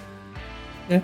You know, like that. That's why I like Eberron, because it mixes up Forgotten Realms lore and just flips it on its head. Like, yeah, there are friendly beholders, and not all the chromatic dragons are evil and shit. And it's like, oh, wow, this is new. Yes. Yeah. Why do you always sound so confused? That just kind of felt like a side thing, but I mean, okay, yeah. That just felt like Matt wanted to say Eberron cool. Yeah. Okay. All right. You weren't necessarily picking back off on what I said so much as you're just like, Eberron cool. Which is fine. I wasn't ready. But yeah, I mean, although that would be kind of funny if you're like, players are talking to a beholder and it's like, oh, you actually get a bonus to talk to the beholder. What? Why? Yeah, that's why. Because beholders are really nice at Eberron. You're like, huh? Yeah. That'd be kind of funny. Yeah, they can help you with Arcana stuff. You get a bonus for magic shit. You're like, ah, look at that. Also, he wants to eat your face. What? Well, just because he's hungry. I don't know how to go back to where we started, but we were Worlds Without Number. We kind of dipped a little bit into the Shadow of the Demon Lord. Well, no, we'll get back to Shadow of the Demon. I'm gonna come back around to that one. Yeah, Worlds Without Number is like basically the species system is like fairly solid. That's you know, it does the job for the most part. It could use a little, I don't know, little some, but. So I'm actually looking right now because so there's a free version of the Worlds Without Number. There is, yes. PDF. It's 300 fucking pages. Correct, yes. I'm like, oh. Uh-huh. And it's like, most of the game. Yeah, it's most of the game. It's most of the game, the GM side, making adventures, all that jazz. Yes. And then they're like, well, what the fuck's the paid version? It's like all the classes. And I'm like, the things you need. No. Nope. Incorrect, Matt. The free version has the classes. Oh, does it? It does, yes. Does it have all of them, or is it just like a couple? Nope, it has all of them. because there's only 3 classes. I'm out. Because the class system is about combining and mixing and matching. It's not. It's not like D&D style classes. There's expert, mage, and warrior. I was just gonna say I've not read this book, so I can contribute nothing to this. No. I just downloaded it. And, the author of the Without Numbers games is very generous and gives free versions of his game, and the free versions are an entire complete game. All the paid version is extra stuff on top of the base game. So the paid version of Worlds Without Number gets you stuff like the Legatus rules. Those rules are if you want to play effectively level 20 plus type character. There's only 10 levels in this game, but the idea of the legate abilities is that like you want to play an epic level campaign. Here's more powers to make your character stronger so you can do an epic level campaign because characters are not as powerful in this game by default. But it does not restrict any major... It doesn't restrict any vital components to the game at all. You can play the entire game with just the free version. I did that with Stars Without Number, no problem. Yeah. Nice. This is a complete aside and absolutely not related, but you were like, the writer is nice enough to give us free stuff, and I just thought about the designer for Lancer creating a one-page RPG called Goblin with a Fat Ass, and I just feel like that was truly a gift. Goblins with a fat ass. Love it. Yeah. Hell yeah, brother. Yeah. But yes, no, so yeah, it gives you the legate rules, the arts of gear, which are just like extra foci that your characters can pick up, the heroic classes, which is also like basically it's like, would you like to play a more heroic fantasy game? Because this game by default is not heroic fantasy. Here's how you could do that. It's stuff like that. And then some extra GM tool stuff. Anyway. That's neither here nor there. Yes, the world Without Numbers. There's now 3 of them. There's Stars Without Number, which is sci-fi, Worlds Without Number, which is fantasy, and Cities Without Number, which is cyberpunk. They're all great. I haven't looked as closely at Cities Without Number, but assuming it's the same system, I don't think I'll have very many complaints. But you never know. All right, so Star Wars though. It's been a while. Been a while. Yeah, I kind of forgot about how the species system works. I was gonna say Star Wars must be the most pain in the ass species race based thing because there's so many fucking creatures. There's a shitload. And yeah, the game is never gonna be able to give you all of them because, you know, how? At least I got my slug people with the fucking sonic blast. Those weirdos are called. The Ithorians. Yes. Yeah. So the Star Wars Fantasy Flight games, your species option in that game, this also, it literally calls them species, which sci-fi game. So it, kind of makes more sense. Heavily dictates your character build. Like heavily. I don't know if you remember this or not, Isaiah, but so what your species choice dictates when you pick it, all of your starting stats, your wound threshold, your strain threshold, which is sort of like a stamina system, your starting experience points, and it gives you special abilities based on what species you are. Yes. The cool thing with that, though, is, and something I think is worth mentioning, is I wanted to play a human in Star Wars just because, as I said last time, I like playing humans. The cool thing about the Star Wars RPG is that if you're like, oh, I want to play a Wookiee, which have like, higher strength and strain, but I think they have lower, I don't remember what stat is with the Force. There's no Force stat. Well, presence is midi-chlorians. Presence is sort of a Force stat, sort of kind of. You have a lower presence as a Wookiee. You can spend experience points to bump that right up. And it'll be like you never had a disadvantage to that stat. Now, granted, you're starting if you bump that, you're starting with less experience to allocate your points. Yeah. But if you wanted to, for example, play like an Ataru user, which, you know, they don't do as much force stuff, but their force stuff hit really hard, and now you have the physical stats to support it, you can do some really cool stuff. To a point, you can. It's a little weird. So the thing is so Wookiees have a 1 in willpower. Is that what it is? Willpower? Yeah, they have a 3 in brawn. There have been Wookiee Jedis before, right? That is a little... Not anymore.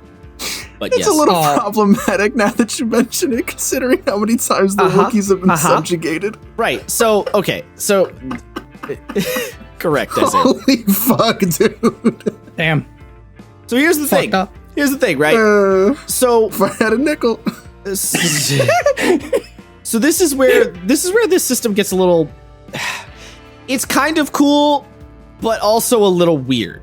Because, so, yes, Isaiah's correct in that you can, at character creation, bump up your stats.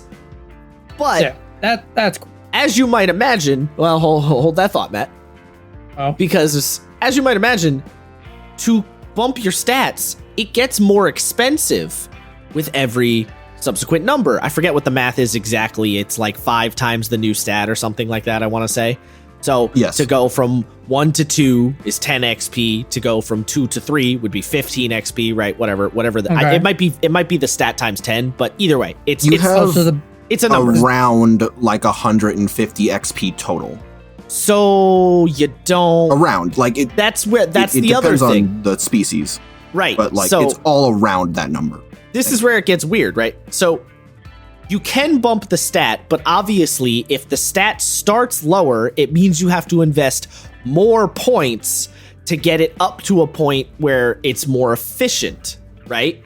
Oh. Right? Because it's lower to begin with, so you need to put more into it. In the way that you were talking about, Matt, where the dwarf warlock needs to get more ASIs to compensate for his charisma being bad, right? Same kind of thing? Yeah. The other thing is, your species dictates your starting XP. So Wookiees start with 90 XP, but humans start with 110 XP. Why? Exactly. Just because fuck Wookiees? I don't really, so I believe, I don't really know. Damn. I think what it's balanced against is your abilities and your starting. So for example, Wookiees start with a 3 in brawn, which not many other things do. So that's part of it. And then Wookiees have the Wookiee Rage ability, which is pretty strong. So I think the idea, and also Wookiees start with a 14 plus their brawn as a wound threshold, which is quite a bit higher than like humans, which start with 10 plus their brawn. So Wookiees are more durable. They have the Wookiee Rage ability, so they can fuck you up better. They can do critical injuries, I think, or no, when they get a critical injury. When a Wookiee is critically injured, he instead deals +2 damage to brawn. So when Wookiees are critically injured, they fuck you up even harder. So I think the idea is balancing the starting XP versus how good the ability that the species starts with is, also versus what their starting stats are. So there is like it's considered, the numbers are thought about, but you know, like any game, obviously they're not going to be 100% perfect. So there's probably a situation where someone's like, oh, this species is objectively worse because this ability and this stat layout isn't actually super worth it, and you only get this much XP, blah, blah, blah. I'm sure people have done those that number crunching. So it's cool. Well, let's put it this way. If you want your character species to be a really important choice in terms of your build, it's a cool system. But if you want to be able to play any sort of species class combo and not have to worry about the species affecting your build, then it's not a cool system. You know what I mean? So like Wookiee Sith. Right. Gone. Kinda, yeah, actually. Sorta, yeah. Like, you could do it, but yeah, you wouldn't be as good at it, right? Your force abilities would not be great. So it's like, and also Wookiees have a lower strain threshold, and force powers can give you strain. So like, it's that kind of thing where it's like, if you're the kind of person who's like, no, I want my species to influence all the choices, I think that's fun, then you'll be into it. But if you're the kind of person who wants to just play a dwarf warlock, right, then you're gonna hate the Star Wars system because it's sort of restricting. It's not again, it's a soft restriction, right? You can make a Wookiee Sith, but it is sort of an objectively less efficient choice than other options. It's an uphill battle. Yeah. No matter what. Yeah. So it's cool and not cool. Yeah. But then again, counter argument to my own counter argument. It's Star Wars, which is a setting that everybody likes. So maybe you want the restrictiveness so it feels more Star Wars-y? Yeah. I don't know. I'm a little torn on the Star Wars system. I don't know if that's just me. I don't know. Isaiah? No, I mean, I think it's fair to say it might not be for all players. And I mean, shocker, that really it should be the lesson for this episode, which is obviously, like, I mean, game design wise, yeah, of course. Yeah. I like it, but I'm also someone who's not that bothered by picking the unoptimal choice because I want to do it. Like, fair. Now, I know, and I did say this last episode before anyone gets on my back about it, where I was like, oh, I probably wouldn't play a gnome barbarian, for example. That has nothing to do with, like, the mechanics, because I know people are like, well, there's no point of playing a barbarian or paladin with a small race, because then you can't use heavy weapon. I don't give a shit about any of that. To me, the image in my head fiction doesn't fit that. But I would absolutely, for example, play, like, a Trandoshan Jedi. I don't know if that's meta or not, I don't care, but you know the idea, right? Like, yeah. If I want this thing to go with this thing, I'm gonna do that thing. I don't really care if it's not an optimal choice. I just want to do it. And if I can figure out ways in-game to level the playing field, then I'll do that. But if I understand that there isn't a way of leveling the playing field, that's fine. In my head, the fiction is more important than not having an extra point here or there, you know? So funny you say all that. The game actually specifically says in the select a species section, remember, a wide range of characteristic distributions can be created by spending starting XP, so do not feel forced to choose a specific species because of its baseline characteristic ratings. Moreover, characteristics do not define a character completely. Good role-playing and storytelling do more to create a distinctive personality than numbers ever do. So, the game does tell you don't stress it. So it tries, but obviously people are gonna still stress it, right? Because if you're, if you play a lot of tabletop games, you're gonna look at those numbers and start thinking about the numbers. It's hard not to, Yeah, well, true. I will give you that. I think the other thing to think about when it comes to Star Wars is that at the end of the day, and I know that this is, again, counter-inductive to what I said about Apocalypse World. For me, it's just the way that Apocalypse World is written, that I think about it in a different way. Again, this is me, not anybody else, not a standard. But to me, because Star Wars says stuff like that, where it's like, oh, you shouldn't feel discouraged, I, as a DM, am more willing to be like, so you want to play a Wookiee, but you want more willpower. Yeah, I mean, I can throw in just like a free 10 XP, 15 XP to get, a level here or there. I'll just give that across the board because, like, that will give you something like tangible for the game, but it's not gonna like shatter the meta or the balance or whatever you want to call it because it's such a little thing. It might give you, if you're not playing that combo, you're like, oh, I can get one more strain. Cool. I can get one more wound. I can get one more inventory. But none of those changes are huge. I'm more willing to like, again, just based on how the rules are worded for me, hand that out if I see someone being like, well, I kind of want this thing. Can I like get this thing, And you could apply that to pretty much every game. No, I know. That's why I specified the wording is more conducive for me to think about it in that light. And I'm just sort of extrapolating based on how I view the rules, how other people may view the rules, not how they should or will.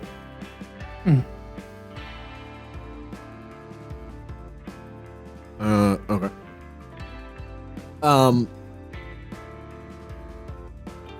I also want to add, going back into the whole bioessentialism thing. It like, yes, how does Star Wars handle it? Well, it doesn't seem like as much of a problem in a sci-fi setting. For some reason. Like, so just say. The idea that different alien species are like drastically different feels less weird. I don't know. Yeah, I mean, I don't really know why it does. I think it's just because the idea of it feels like I'm it a human fits better. It feels like it fits more in the setting. I think that's it. It just, you're like, oh, I'm a human. I'm pretty smart. But then you think about like the Solarians from Mass Effect. You're like, but they are really smart. You know what I mean? Like, it's. I don't know. I know exactly what you're saying. You just sort of think about it in a different perspective. It seems, yeah, I don't know. Like the fact that like it's like whatever the Yoda race are, they don't have a name, but it's like if you're playing Star Wars, you're like, oh, I want to be the coolest, bestest Force person ever. And I know the midichlorians changed this. Shut up. But if you're like, well, like just statistically speaking, I'm just never gonna be as good as a Force user as a Yoda, whatever the Yoda race is called. They don't have a name, but they're called. That doesn't feel as bad. It's like, oh, well, they're a Yoda, you know, like it's Yoda, you know. It's Yoda. I know. Technically speaking, canonically speaking, humans are, because Luke and Anakin are both humans. Fair, and they did subjugate semi-deity, semi-deity level beings. Don't worry about it. Don't worry about it. All of that notwithstanding, it just seems like, yeah, okay, makes sense. Yeah. Yeah, even though in a lot of ways fantasy races are aliens, right? Like biologically you would assume that an orc is nothing like a human really, or a dwarf, you know, like, so they kind of are aliens, but people don't look at it the same. I don't know. It feels weird because it feels like when people look at fantasy races, they compare them to actual real human ethnicities. But when we look at sci-fi races, we don't do that? Yeah, I think that's you pretty much hit the nail on the head. I'm sure some people do that, but I don't think it is. I don't know. I think it's just because the idea that the universe is vast and therefore we are going to find creatures more or less advanced than us is sort of it's just an inevitability. And I think a lot of sci-fi does put in a lot of effort to like sort of separate those two. So like, for example, the Vulcans, and technically speaking, the Romulans in Star Trek, I say technically because they're treated like they're the same, but they broke apart. It's like the Githzerai and the Githyanki. I would not be, oh my God, I need to look into that. The Githzerai and the Githyanki are literally just the Vulcans there. Anyway, holy shit. Bruh. Anyway. Vulcans are the space elves, right? They're just better humans. And at no point you're like, no, but like someone should like, and there's no question that Spock is the smartest person in the room always, even when there's other Vulcans in the room. He's just the smartest. He's not a human. He's a Vulcan. He is just better. The cool thing about characters like Spock is that I think it's the tact put into the fact that they don't have to show, they're not constantly being like, well, I'm just better than you. It's like, well, based on my calculations, X, Y, and Z, and you're like, damn, he's good, you know? Yeah, I don't know. I think it's that idea that there's a greater range of biodiversity amongst aliens, I guess, just inherently makes more sense than biodiversity amongst fantasy species. even though Most in a lot of humanoids. ways, even though in a lot of ways it's the same thing, you know? Like you said, Vulcans are space elves. So if we can accept that Vulcans are different, why can we not accept that the elves are different? Yeah, I don't know. This is a complete aside, but way back there's a really popular meme of Spock with like DJ turntables. And it's Kirk being like, Spock, crank the bass. He's like, that would be illogical, sir. He's like, just do it, Spock. He's like, understood, sir. And it's just him with sunglasses in the fucking nice. I'm trying to find it now, and I can't, of course. All right. Shadow of the Demon Lord.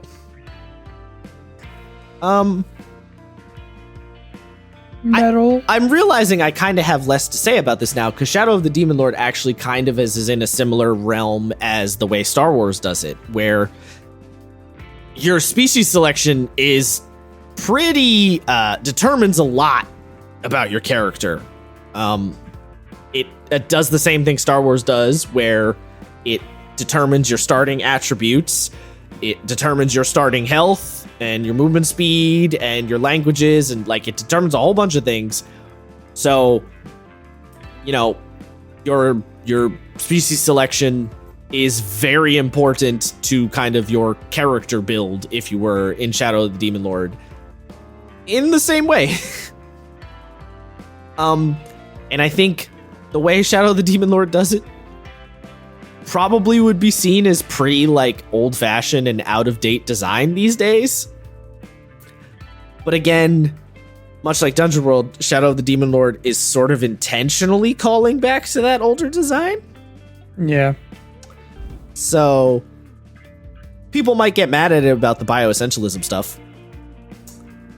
But yeah. Actually, is he getting rid of it, or I guess not doing it for Weird Wizard? I think it is changing. I think particular I believe the predetermined, because your stats are literally predetermined. Mm-hmm. Like if you pick a changeling, you have 9 strength, 10 agility, 10 intellect, 10 will. End of discussion. That's what you got, bud. Damn. Although there is a rule at the very, very beginning of character creation that says on every character you can bump 1 score down and 1 score up by 1 point, but that's it. Oh. So there's a little bit of wiggle, but basically your stats are set based on which species you take. That's pretty much it. So, you know, actually on Mastering Dungeons they brought this up and mentioned about like, is this doing the thing where it says all orcs are dumb? And yeah, it kind of is a little bit. Yeah. Yeah. But again, similar to the Star Wars situation, you may or may not be into that. You know, like, might like that idea, you might not. So, like, kind of like Pathfinder does. I don't know if they do it with every race or species, heritage, whatever the fuck they call it. They call it ancestry. Ancestry. There's a part of me that because I like, you know, if a character has a negative, you play into that. It's kind of funny. I like the idea of like certain species having a negative in a stat, because then you can play with it, and kind of like the Star Wars thing, you could always just kind of bump it around, or you can like always if the game lets you. Like, if the game allows for it. If the game allows you, which Shadow of the Demon Lord kind of doesn't much. Kind of, yeah. That's one thing, you know, that's part of it. But like when Wizards did it with Volos and only did it specifically with 2 fucking races. True. It's like it looks really bad. It's true, they did dick on 2 specific races. Like if all of those new if all those, you know, air quotes monstrous races from Volos had a negative in a random stat, then it's like, okay, or not random stat, but like, you know, it makes sense. Like, right. If you on T were, I don't know, had a -2 in strength because they're all snaky people. Right. You know, like, and then it's like, okay, it's like, sure, I could see that too. But only the orc and only the kobold get dicked on. It's like, come on. It's also kind of funny because just it made some of the choices in Volos just like the most optimal best. Like this is like Yuan Ti, we're just like, oh, these are just the best. They're just like if you care about power gaming, Yuan Ti are busted. You know? Yeah. Now it's the Satyr. Yep. Because they're Yuan Ti, but they get more. But more, yeah.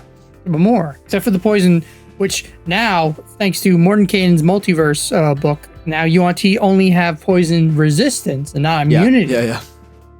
Which I still flip flop between if that's the big problem or if the magic resistance, I guess, isn't too big a deal at lower levels. No, I think like how often are you throwing? Yeah. Like how often are you throwing spells at level like 1 or 3 players? Often, plenty. I think that matters. Because spell casting could be like it's the what do you call it? The wonkiness. But they get advantage on just saves. They just get advantage on just any saves. Yeah, that's pretty. Well, that's strong. No, yeah, that's strong. But it's like, is that strong or is the poison immunity stronger? Well, and seeing as how I guess according to Wizards, the immunity was stronger than. Yeah, I disagree. I think Wizards is totally wrong there. I think the magic resistance is way more important than poison damage immunity because fucking poison, like so many monsters are immune to that crap. Like poison's the meme damage. You know, that's why you never use poison because you just assume everything's immune to it. I really do wish the one poisoner feat that came out in Tasha's like overseeded immunity as well. Yeah. Like then it's like, oh, I can finally play that poisoner assassin or the poison mage. Nope. But I think again, they're afraid of the poison condition that they fucking put in the books. They are, yes. Isaiah, are you alive over there or are you just on a quest? I am. No, I mean, I'm on a quest. I'm just sort of seeing what the rest of the internet thinks, just to see if we can pull up some, like, quick on what back and forth on that. Just on the bioessentialism thing and sci-fi and sort of other aspects of that. Katie from Nebraska says. Well, I mean, it's so I am seeing, obviously, pretty much across the board, most people say that bioessentialism and in almost all shapes and forms are bad, which I absolutely get where you're coming from. I do, straight up. I think there are some really uncomfortable things to be said about treating everybody as if they're one thing. And yes, that is bad. It kind of it harkens back to the times of what was it called, the thing where they studied people's skulls from Africa and were like, oh, if you see a certain dent, phrenology, yeah. See, that's bad. It kind of has that, Yeah. So the thing that I sort of see it as is, I'm more interested in why. So here's a perfect example, right? The Fremen from Dune, they are humans, right? But they all think very similarly, in which case they're followers of the Orange Catholic Bible, believe. Could be wrong on that. They're well, the Orange Catholic, and regardless, a lot of them are really austere and essentialist because they need to be, because they're on a desert planet where you don't have the option to be more sentimental or kindly because the planet is not kind to you. And their whole thing is to survive and thrive on what most people consider to be a living hell, right? Like Arrakis is not somewhere you want to be. I think that is what should be focused on rather than, you know, if obviously, going back on the orcs thing, right? People say like, oh, orcs are less intelligent. I agree with people insofar is that maybe orcs have the absolute capability to be more intelligent, but their surroundings, and you can be like, Sword Coast orcs are like this, or whatever, is because orcs' environment requires them to be more warlike because orcs are always vying for power within their tribes. You know, like, if you sort of treat it as this is not a biological thing, and I guess, yes, it is bioessentialism, but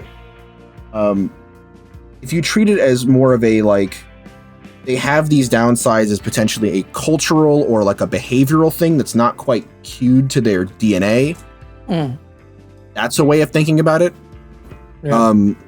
I think it also doesn't help with orcs being the whole, like, their god Grumsh made them, and he made them to be all killing machines, and you're like, well, okay, that's an interesting gray area, and I didn't mean to like hijack the conversation. I was just sort of thinking, no. I just want to throw that in there because it's like, again, with the orcs, it's like they have lore-wise, there's a lot of negative going against them when it comes to the whole bioessentialism topic, but then there are a couple outliers, especially like Forgotten Realms. Like there's I'm blanking on his name, but there was an orc warlord like general guy who wanted to prove, he's like, no, he's like, orcs, he's like, we are the superior beings, he's like, we can be smarter than the others, and I'm gonna prove it. And he went out and he conquered a bunch of cities, he made his own kingdom, he teamed up with the drow, and they built this giant like fortress. They made like some sort of magical like dome so that, drow don't have to deal with the sunlight and all this shit.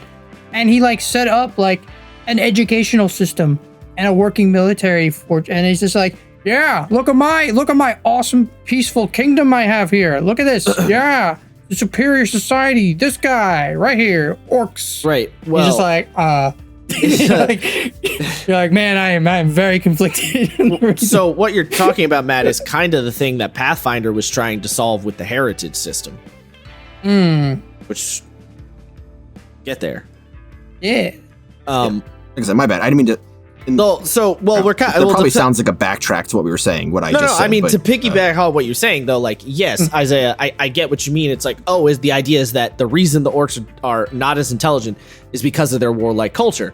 But then the counter argument goes, well, the world is very big. Are you telling me that all orcs from every part of the world are all warlike? And then you think, well, no, probably not. And that's where you start getting into the idea of of course, having a cultural aspect to the character, which is what Pathfinder did. I mean, to be fair, D&D did do this with the sort of races, but like kind of. But sub races don't quite. Pathfinder handled them better than D&D did. Oh no, they did. Also, Pathfinder's D&D also just kind of gave up on the concept rather than taking a look at it, which was a little like, all right. I guess. Well, I don't know if they gave up on it. They went, well, this works. There's no need to iterate on it. Yeah, I guess they just sort of like clapped their hands together and was like, we're done. Okay, we did it, boys. We solved. It sounds like racism. Okay, we're gonna shift over to Pathfinder. Okay, I do want to hit Pathfinder, but real quick before we do, I'm just curious. Because I mentioned I put Blades in the Dark down, and I just think there's two little things I think it's kind of interesting about Blades in the Dark is Blades in the Dark does have like a heritage that you choose, and it is your character's like ethnicity essentially, but it has absolutely zero mechanical effects at all. But the game still encourages you to think about it and make a choice about it, which I think is interesting. I don't know. Good or bad? Are we into that? The idea of like the heritage doesn't actually affect you mechanically in any way, but it's still I'm totally fine for that. Yeah? Okay. Yeah, no. So you know what else does this? Fabula Ultima does this. Okay. Because that's the book I just finished reading. And I'm going to be real. If I just don't care. Like, I think racial benefits are cool. Where it's like, oh, I'm an Aarakocra. I can just automatically fly. That's awesome. Right. But the thing that Fabula Ultima says is that when it comes to races and species, there is no cap on it. If you have a setting, because the whole part of Fabula Ultima is you make your own setting, and it makes sense to have lizardkin in the desert, put them there and let players play them. If you have avians living in sky cities, put them there and let players play them. Honestly, that is probably the most the easiest way to handle it is just be like, fuck it. There is no racial benefits. Who gives a shit? It's just the way you look. And I think there's totally a valid and fair argument for that. Yeah, which is what Blades does. Yeah. I think the interesting thing Blades does is because it's based on being kind of a bad person. It can be, obviously. The opposite is true. It does give you a sort of safe space to play with that idea. Especially if you're talking like me. Yeah. I have no idea why I went Irish on that. Well,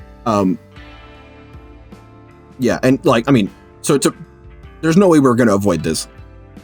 I think the interesting thing that you get in stuff like that is, like I said, you can sort of have a safe space to explore those themes, heavy as they might be. Because my character, Grant, who is he's a Dustwall. He's not from Dustwall. He's from an island. I can't remember what it's called. And I just sort of flavored that to be the equivalent of Ireland because Dustwall is obviously supposed to be like London, right? And my character had massive beef with the Skovlanders, who are Scandinavian, because they fought a war against them, and my character was a soldier. How dare they? And the interesting thing there is whenever we saw them, it was on site. It didn't matter if they were good or bad. It was not like violently on site, but we got beef. And growing up as a mixed race individual, that is shit you have to deal with 100%. Not all people are nice to each other, even if they're from the same generalized not generalized, but like the same landmass. So to share that ability to sort of explore that with people that you trust, it can be interesting and weirdly cathartic, although I don't suppose that's a particularly rare statement to be like, RPGs can be cathartic for you. Because I've definitely lived that, like, you're in the wrong neighborhood homes. I've lived that life. It's wild. Yeah.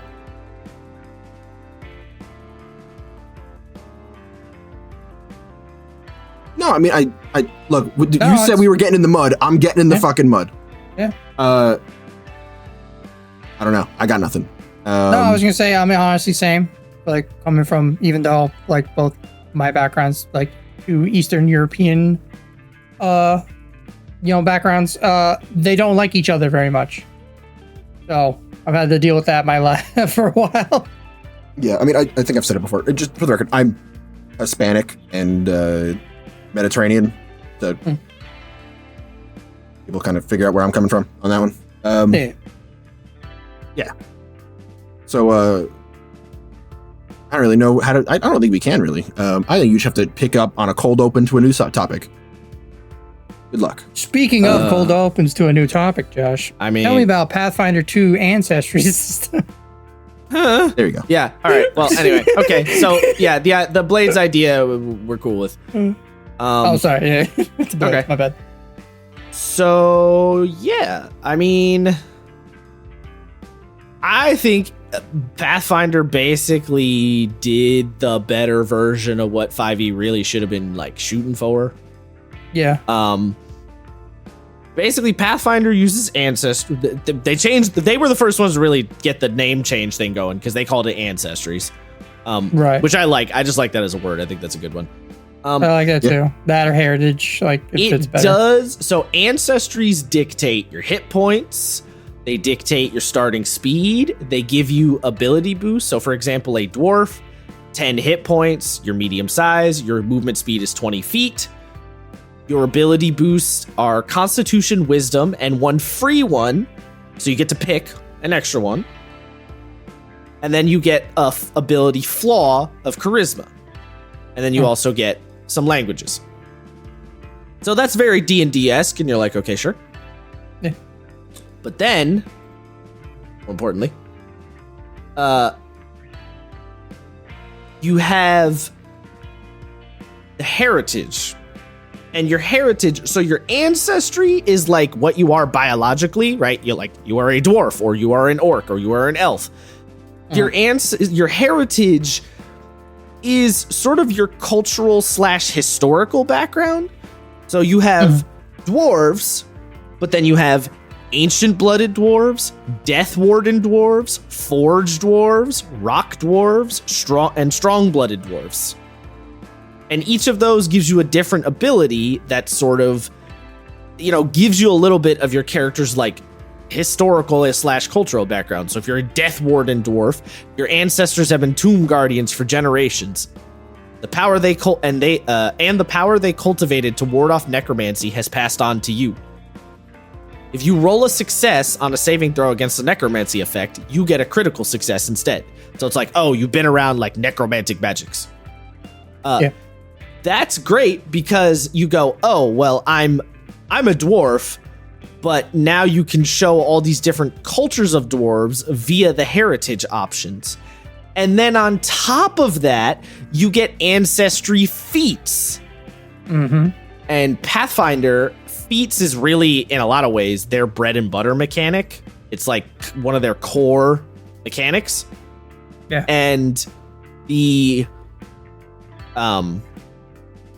ancestry feats are like further ways to customize and add to your type of dwarf. Basically, a combination of the heritage option and the ancestry feat option is now you have a system where Pathfinder has avoided the monoculture or the bioessentialism problem for the most part, because it's like, oh, well, obviously we're not saying all dwarves are the same, because you could be a Death Warden dwarf or you could be a Forge dwarf, right?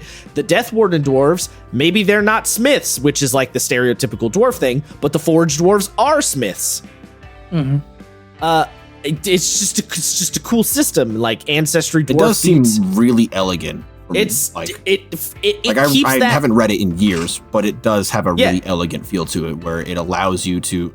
It does that thing I want, right? Where it gives you tools to create your own cultures that you don't have to, like, you can create your own from cultures scratch that bitch by making your own feats and your own heritage option. Yeah. It's also cool because it keeps that like classic fantasy vibe, but adds a more modern like style to it, and like, so for example, the first ancestry feat, Dwarven Lore, you eagerly absorb the old stories and traditions of your ancestors, your god, your people, studying it in subjects and techniques passed down for generation upon generation. You gain the trained proficiency rank in crafting and religion. If you would automatically become trained in one of those skills, you instead become trained in a skill of your choice. You also become trained in Dwarven Lore. So it's like, oh, you're like a big fucking nerd and maybe a scholar of your people. Yeah. Yeah.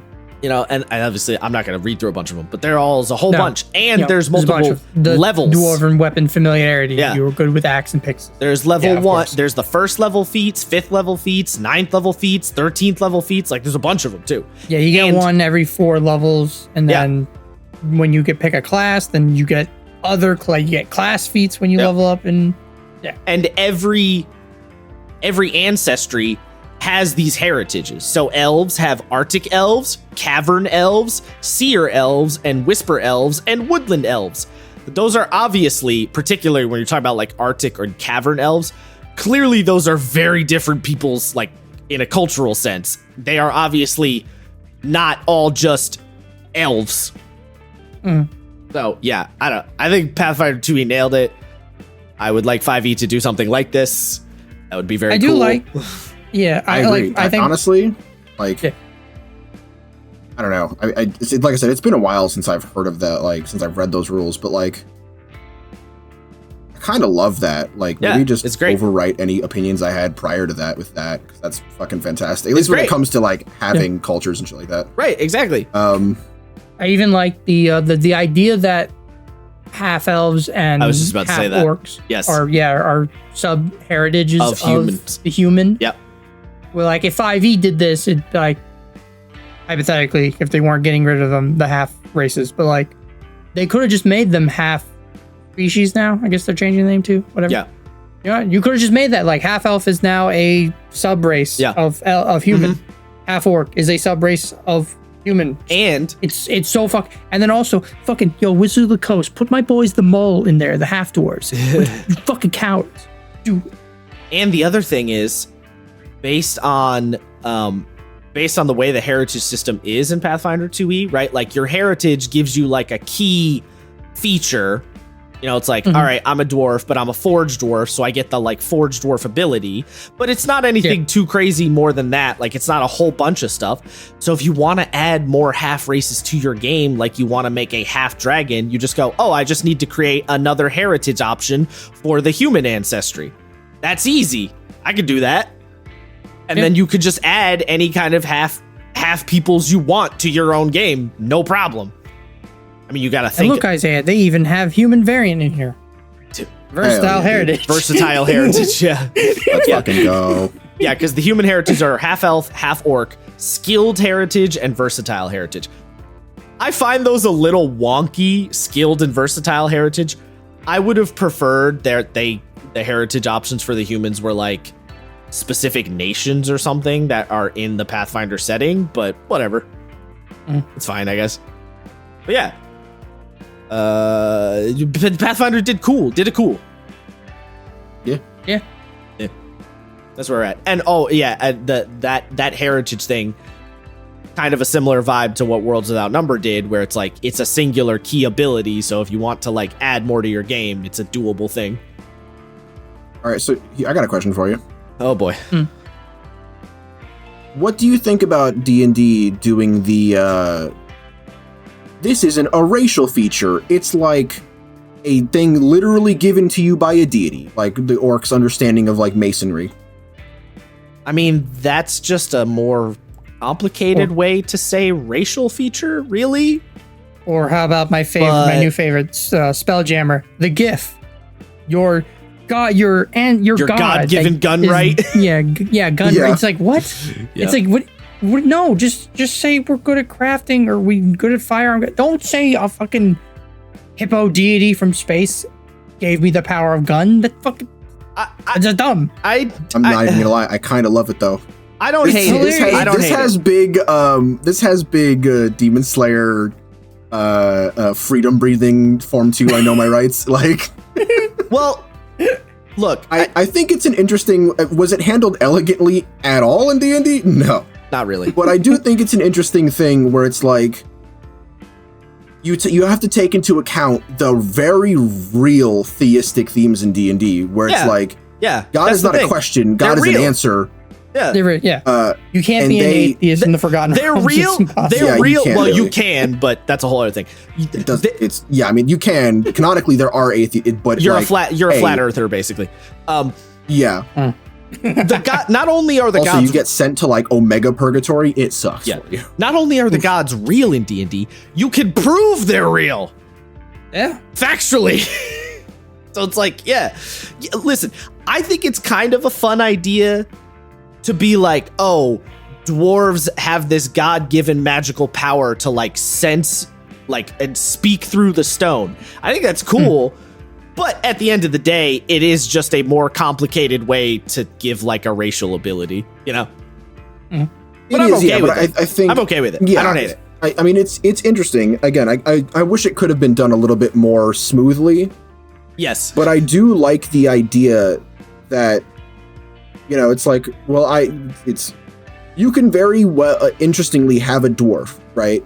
That like rejects the masonry thing and is like, you could be in a dungeon and it's like, well, how do we get out of here? And the dwarf just kind of like face palmed and it's like, there's a secret door to the left. And it's like, why do you know that? And it's like, because I just do, okay? Like, and it might sound like I'm playing it as a joke, but genuinely, that can be a really interesting, like, inner conflict for somebody, you know? Yeah. Like, what if you, like, I think, what is it for elves? They have, like, an attunement with magic or something? Something like that. If you had, like, a race who could always see magic and have a character... Like a biological thing? Yeah, but you have a character like Luke who's, like, you know, when he cuts himself off from the Force in that movie, that one time, and is, like... You could have an almost like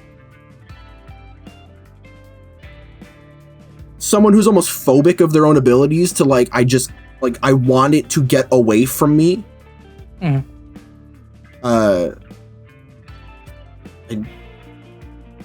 Dysphoric, I guess. Like the idea of it just bothers you. I think you can do a lot of really interesting stuff there by having a character specifically not tap into those things, or if they do tap into those things, you can have, you can tell the GM like, oh, if I ever have to do this, you can make me roll a wisdom save, or my character will freeze up or have like a fight or flight response. Kind of like how Caleb did with the fire magic in Critical Role. Obviously, that's a straight up trauma thing. That's not like a thing built into him being a human, but just him being a broken, sad individual. Yeah, there's an interesting way you could play that. Yes. Also, I just want to backtrack for a sec because I forgot something else that Pathfinder did that was very cool with the whole half elf, half orc thing. So you have the telltale signs of elf heritage. You gain the elf trait, the half-elf trait, and low light vision. In addition, you can select elf, half-elf, and human feats whenever you gain an ancestry feat. So not only do you have the heritage thing backing you up, you can also pick and choose from the list of the human feats or the elven feats. So if you're a half-elf who was raised mostly by elves, you could just pick from the elf list. Or if you're raised mostly by humans, you could pick from the human list. So you can even customize your sort of cultural background. It just gets better. I could see someone make an argument for that being problematic by being like, are you saying hybrids are just the best? And it's like, maybe. That was not the message, but you took it there. Well, the idea is you would pick from you'd pick from the feats that are related to whoever you lived with, Like, I mean, I'm a half-elf, but I wasn't raised by humans. I was raised by elves, so I have all the elf feats. I'm going to choose from the elf feat lists instead. Yeah. No. Well, so I mean, the hilarious answer is like, yes. That's why monobreed dogs are really bad. You want to, purebreds. You want genetic diversity. So yes, technically that. In a not so nice world, the correct answer is yes. They probably are, but that's not what we're talking about. All right, I'm just gushing over this. I don't know. It's very cool. Nailed it, Pathfinder. Fucking nailed it. I've heard that Pathfinder 2e did not nail some aspects. I mean, there's still some jank in the game, of course. But that is one of the things that makes me want to play Pathfinder 2e. I mean, I will. Look, just give me Arcane Gunslinger in what's it? The Samurai, but it's the one that lets you do like the EI slice. Put those back in, I'm game. I'm in. I think Arcane Gunslinger # Joey Diaz. I'm in. I think Arcane Gunslinger is back in the game. I'm in. Yeah. I will say Pathfinder does still have the preset ability bonuses and ability flaw thing. Which is something people still don't like, but oh well. Although everybody has a flaw, except for humans. Yeah. So it's kind of funny. You know what's funny? I was literally about to say, I was wondering about that. Does anyone not have flaws? Humans. Yeah. How do the flaws work? Please tell me before we end, because I am quite curious. For example, if you're a dwarf, now I gotta scroll back down. If you're a dwarf, you get an ability boost to Constitution, Wisdom, and one free one of your choice, and you get a flaw to Charisma. So you have to. Which usually is like a -1, right? I think it's a 1 or a 2. I don't remember, but yeah, it's a dock basically. So you have to dock your Charisma. Yeah. You have to you have to increase your Constitution and Wisdom, and then you can increase one other one for free. Humans have no flaw and get to choose 2 free ability boosts. So they don't get we're the best, baby. Dabs. They don't get a third one, but the 2 that they do get can be in whatever they want, and they don't get a negative. So it's kind of balanced out, but it does feel a little weird to be like, humans don't get a negative. Because we're the best. Yeah. We're the coolest. That's right. We're the best. The most cool. Now, granted, you could make... No, I'm thinking of that other Joey Diaz ran.